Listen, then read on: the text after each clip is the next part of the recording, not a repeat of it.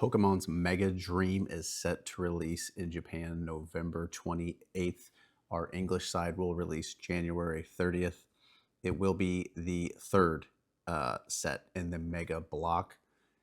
Now, Mega Gengar, Mega Dragonite will be releasing with this set. Two big time Pokemon to kind of put on the front of a set, trying to feature in a set. Mega Gengar. You could argue that Mega Dragonite could also carry a set by itself. We definitely know Mega Gengar can. We were initially expecting Mega Gengar to be in the Phantasmal Flame set.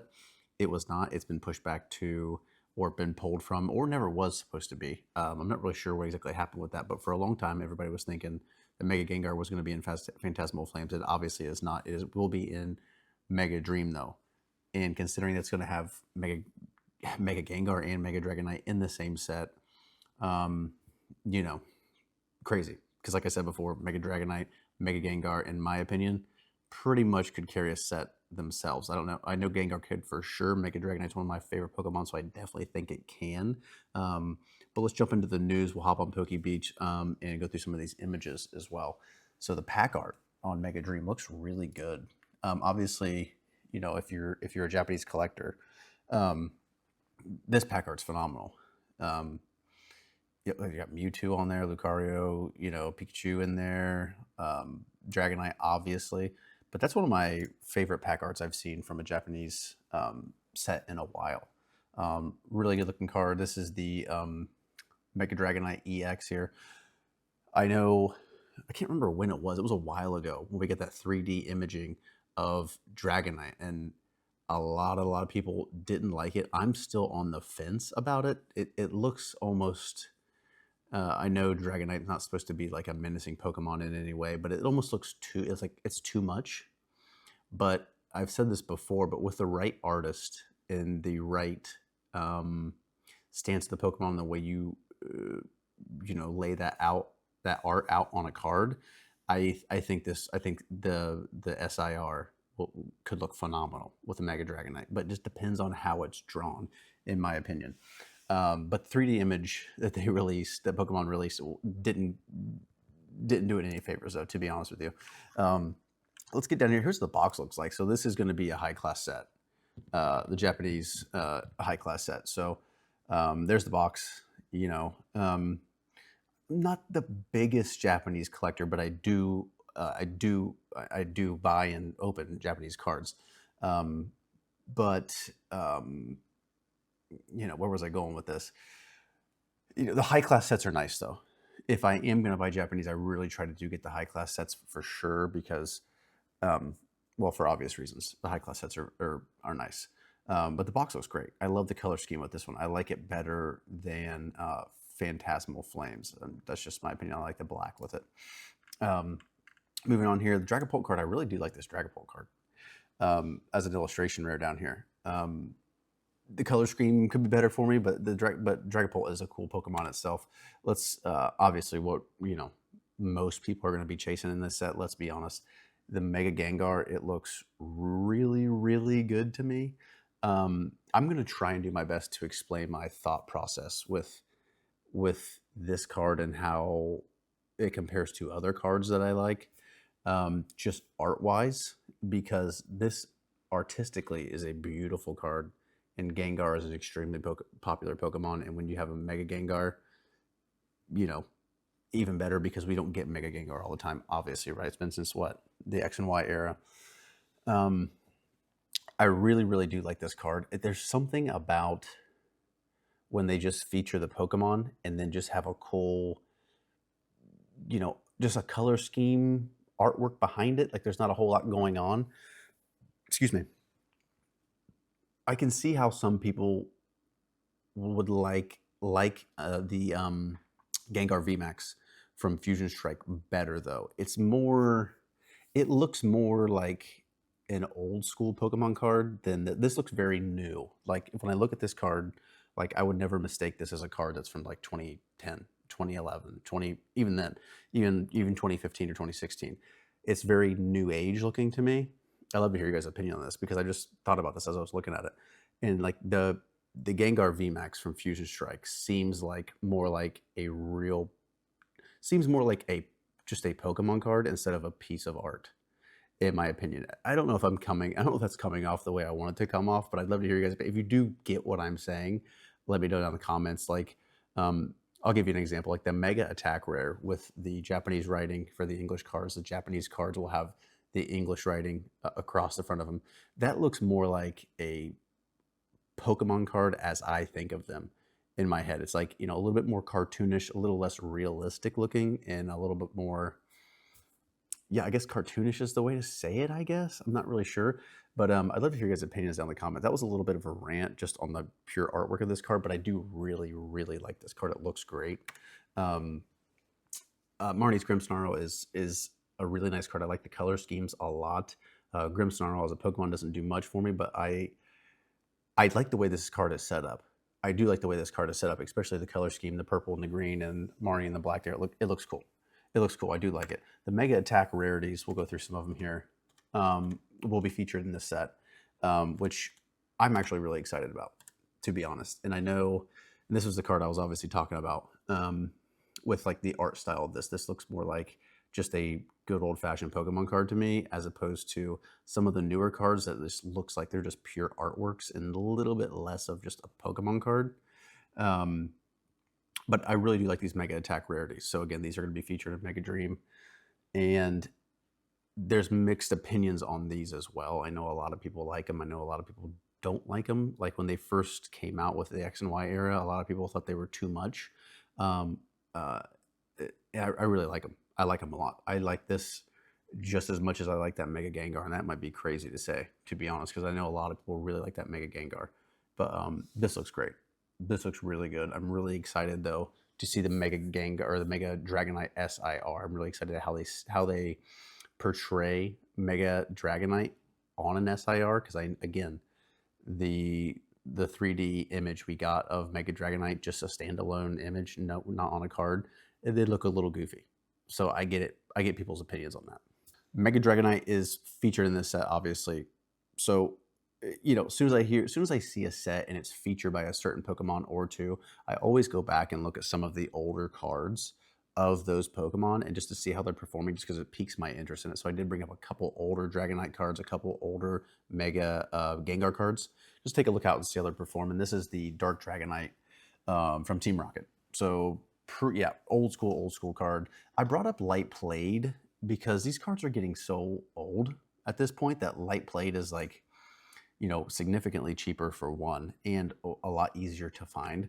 So $101 market price on these Light Played Team Rocket's Dragonite. So you pick one up here for $99, $101. This one's got some whitenings and some markings. He's still selling it for $105, $122, $120. So a really awesome Pokemon card. Not my favorite Dragonite card, but it's up there. It's up there, especially for the nostalgia there. This Light Dragonite card from Neo Destiny is a really cool card. I've always liked this card. It's just different. I've always liked the Light Pokemon. One of my favorite cards of all time is the Light Arcanine. Really enjoy that card. $169 market price on here.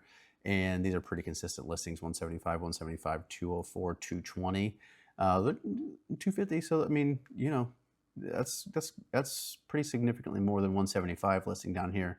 So, really nice card there, though, too. The Dragonite from Fossil, the original Dragonite card, market price $67 for the unlimited. 65, 65, or 69, 69. We'll get to some first editions down here. Now let's see what the first listing on a first edition is too.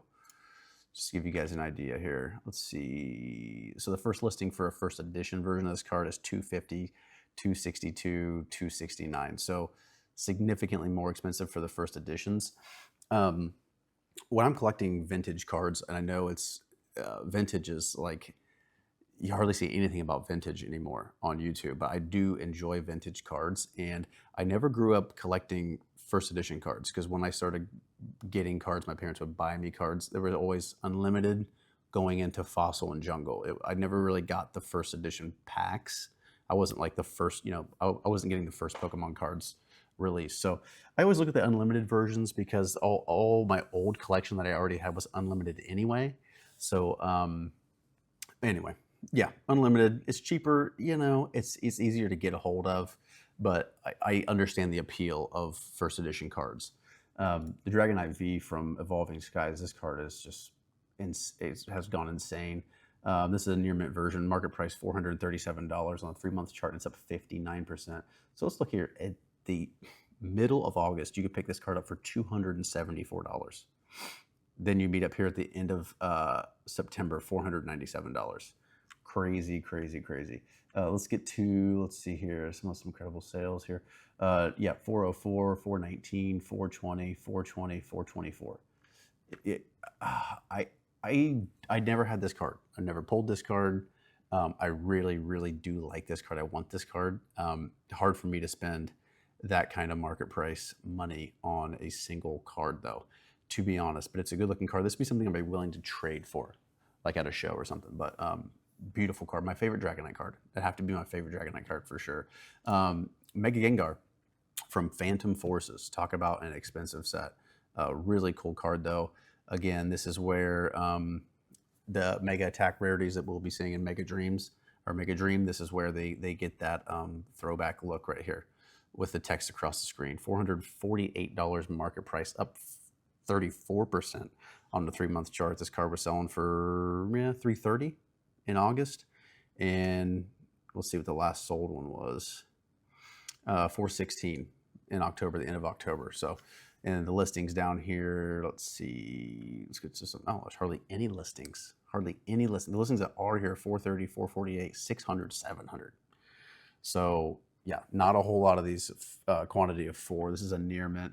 Let's take a look and see how many light plaids there are though. Light plaids is, yeah, 3. Okay. More credible sellers here. If you go for the light plaid version, still extremely expensive card though. This is the Mega Gengar from the X and Y era. It's a promo. It's a Black Star promo. Really cool card. I never did understand why the Gengar is silver. I mean, it's cool. I like it. But obviously this Mega Gengar is purple like Gengar is, but this is silver. So I never really understood that, but it does look cool. It's a great looking card. Market price $216, up 55% on the 3-month chart. At the middle of August, you could pick it up for around $170. And looks like the high point here was at the end of October. One sold for $268. Looks at some listings down here. We got one for $215, $240, $281, $279, $300, and $350. So yeah, if you want to go back in time and pick up an X and Y Mega card, they are not cheap. Ever since the Mega Evolution block was announced, people immediately went back and started picking up these Mega cards. So yeah, they've gone up in price significantly. All right, guys, I didn't bring up an image of it, but there's an Ends Zekrom illustration rare that will be in Mega Dream. That was an image was leaked of that illustration rare. The actual quality of the image of the card is so terrible that I'm not even going to bring it up. We'll just wait until a better quality image comes out with the card. But it does look cool. It reminds you of the Zekrom.